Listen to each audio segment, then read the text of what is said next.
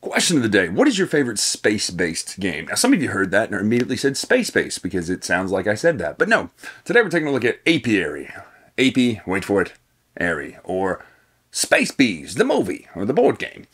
Now, I was trying to decide on a funny pun for the title of this video, and obviously if you've seen it, you know I went with space. But speaking of which, why is there no Spaceballs, the board game? Why has Prospero Hall or Funko not done Spaceballs, the board game? Like, I'm sure there's somebody got to be working on that, right? I mean, it kind of writes itself. But that's not what we're talking about. There's no Mel Brooks here, unfortunately. But we're talking about Apiary, a game all about space bees from Stonemaier Games. All about exploring, advancing, converting, carving, growing. I'm just reading the actions off the board. But this is a worker placement game with a couple interesting little wrinkles in it. So we're going to take a look at Apiary right now from Stonemaier Games.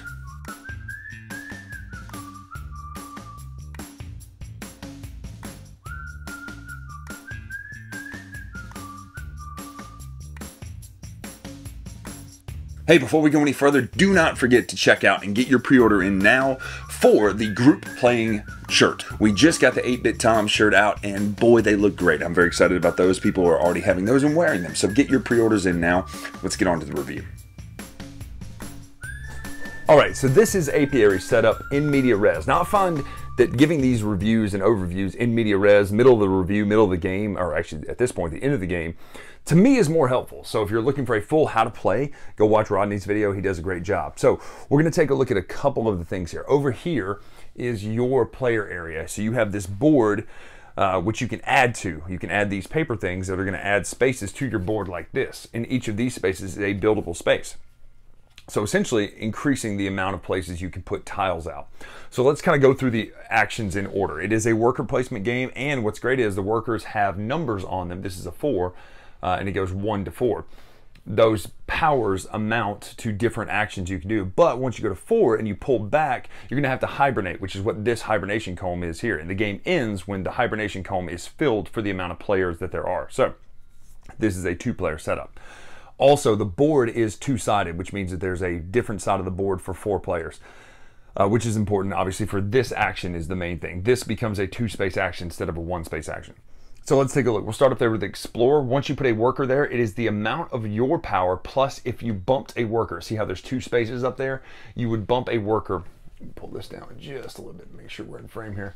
Yeah, so this worker plus this worker would give you that amount. So that's how many spaces you can move the queen. So the queen will move, let's say we're at 3. So we'll go 1, 2, 3. Now, if the space is not explored yet, you'll take that token that's on there, and then you'll put an Explore token out.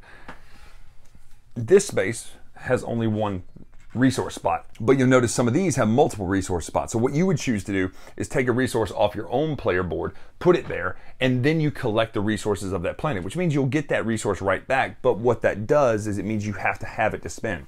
So I really love this mechanic. You're seeding the universe, essentially. You're seeding what you can go and harvest. That is the main way to collect resources, is by moving the queen around.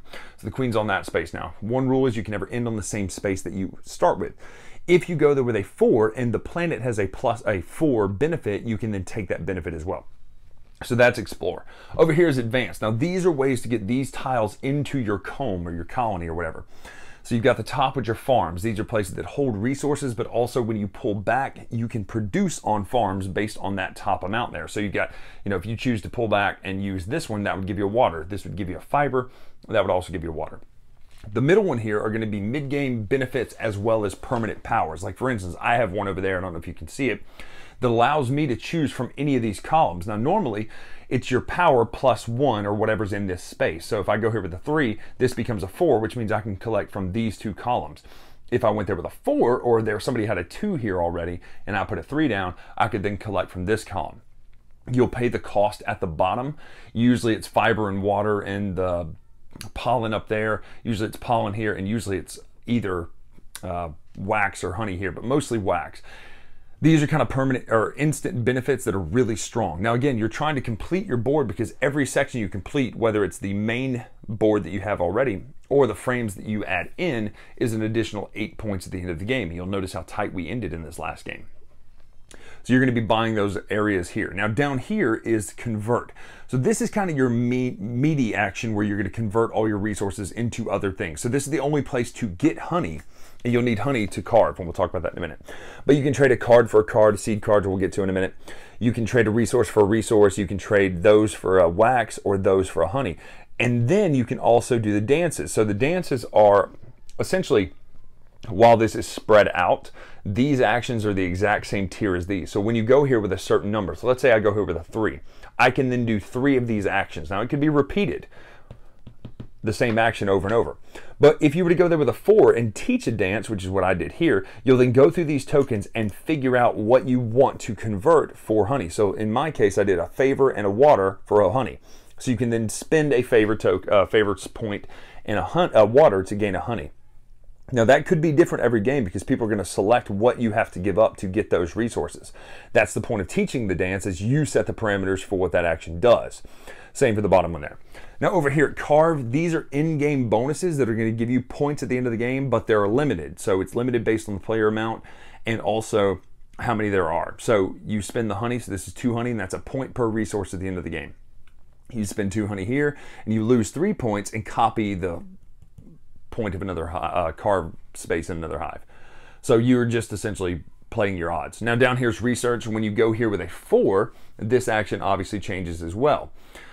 But you have to go here with a 4. But when you go to research, you would normally take the amount of cards that you have there as your power. So if I went there with a 3, I would draw 3 cards and keep 1. However, if I go there with a 4, I can then plant the seed card here and get those points at the end of the game. So normally you can spend seed cards before or after your action and to just take the benefit of the top. However, you can plant them, they go under your board, and then you'll get these in-game bonuses right here. So that's what these research action does. Now grow, if you go there with a 4, you can also upgrade your faction tile, which means this faction tile you start with could be upgraded to its upgraded side to get a better benefit. That's what the 4 action does. Otherwise, you can spend a pollen to gain a worker. So when you hibernate, you're also going to lose that worker. So you'll mark that you hibernated here and put your worker back in the main pool, which means you can have anywhere from 1 or really 0 to 4 workers at a time. So if you choose to go there with a 4 or with a 3 or with a 2, you can do those 2 actions in any combination. That means for a strength of 1, you would have to spend, even though it's kind of like a deck builder, they're not real points, but a power of 1. But you could spend 3 power of 1 if you go there with a 3 and spend 3 pollen to gain 3 of your level 1 workers. Or you can gain frames. They would cost 2 regular resources, but you have to go there with a strength of 2, and you'll gain these frames to put into your colony. And that's all the main actions of the game. On your turn, you're either going to place a worker or you're going to pull back workers. Now, when you pull back, you can do what I mentioned earlier, where you use as many workers as you pull back. You can harvest from that many farms. Now, also, resources can only go on the spots on your board. So if you don't have space for those resources, you'll have to discard them. And when you discard those resources, you'll move up per discarded resource on the the Queen's favor track. So that's how you play Apiary. You're going to do that until all these spaces are filled. Everybody will get 1 more turn, and then you'll collect points. Now, during the game, you're going to track points on certain things, but just nailed the camera. During the game, you're going to collect points on these things over here. Now, this doesn't happen super often, but over here is where the meat of the game comes in. You're going to collect points based on all of your in-game parameters. So that is how you play Apiary.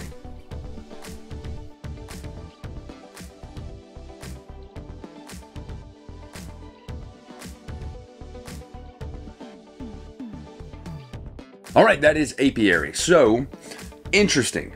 First and foremost, as we do, we talk art direction, and then gameplay, and how those flow into each other wonderfully. So art, the game looks amazing. I love the board. I love the components, the bees themselves, the little worker bees. Get it? They're really cool looking. Now, my only gripe is the wash on there. It actually kind of darkens them too much, but I get it. It actually kind of helps you see them. But they look good. Like these little bees where you roll them, they could be, heck, you could probably roll it as a dice. Jeff Engelstein probably has a whole treatise on what would make that random or not. But I like the way this game looks. The components look nice. They would look like old school Stonemaier, like, you know, Scythe era. My other gripe is we've always called the food in Scythe honey pots, and yet when we actually get honey in the game, he decides to go with a different component. How dare he? These should be the honey pots from Scythe. But as far as that, the other things look good too, like the actual, you know, blue bees that you get into your hive look really cool. The art on the pink cards looks good. I mean, the farms are what they are, but everything else looks really great. So art-wise, the game is a win. Totally looks amazing. Components are nice. Now, art direction, all the symbols make sense. There's nothing at any point where you go, wait, what does that mean again? Even the only one that I had to look up was the spend symbol, which would be the arrow with the, pointing this way. Because there's one card that says, spend points for this. So at the end of the day, all of the icons you're going to need are on here or on the references, and there's an entire reference for every card, so you can look up what it does exactly. To me, that's really good. Then as far as gameplay, well, I really like the gameplay in this game, what it does. It has some interesting wrinkles to worker placement. First of all, my favorite thing about this game is the explore section. The idea that you get to seed kind of how you're going to gain resources later in the game. To me, that's really cool. I've never seen a game do that where you choose to put out the resources on the planets, and then when you go back and visit that planet, well, you get what those resources are. I mean, you get them immediately, but let's say later you need to get some fiber and pollen. You go, good, I happen to have a planet that gives me fiber, pollen, and water all in one planet. I love that. I also am a big fan of limited resource spaces, which means that you have to have space in your area, your colony, to be able to hold your resources. So it encourages you to build farms. The farms also benefit you, though, because when you pull back, which you inevitably have to do unless somebody just constantly bumps you, which never really happens to me, you get to produce on those farms. So the explore section mixed with the farms, to me, that's a really cool concept of being able to seed the board for the resource you get. Now, as far as advancing, I'm a big fan of numbered workers to where you get a better power of an action based on what you put there, whether some games make you put more than one meeple. This game, you have to have a higher powered number. I really like that. The conversion section with the dancing and all that is really cool because, yet again, you're also getting to make choices during the game that are permanent to the game. So you choose, okay, for this dance, I want to be able to spend this and this to gain this. To me, that's super cool. As far as the, other than that, it's pretty straightforward. You're placing workers out, you're getting points at the end of the game.